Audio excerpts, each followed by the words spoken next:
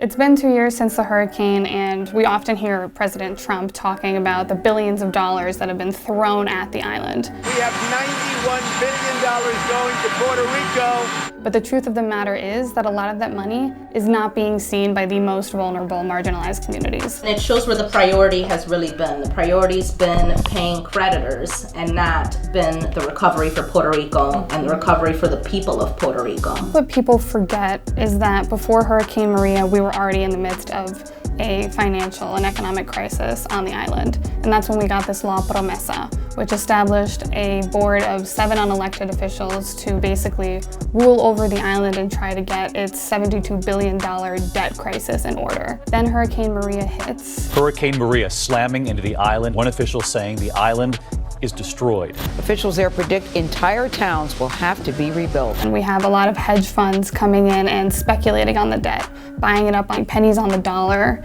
and taking advantage of not only the economic crisis, but now what has been compounded by a huge environmental crisis. The Financial Oversight Management Board in Puerto Rico has many conflicts of interest, particularly how this relates to representation. It should be community driven, it should be inclusive of the community organizations in Puerto Rico, and it should be inclusive of the diaspora who's meant to amplify the voices of the people of Puerto Rico. It's been over 2 years since Promesa was signed into law. We knew then that it would be a disaster, but now we have the evidence. It's imposing severe austerity measures in order to pay back these vulture hedge funds so that they can make a quick buck.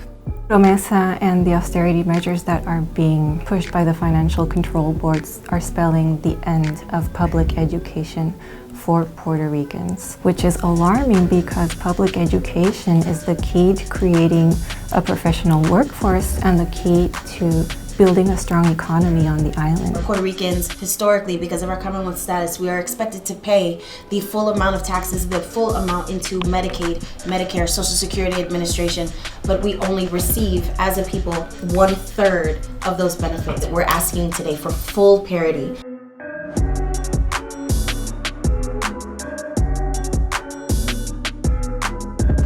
Wall Street should not be believing that they can get blood from a stone.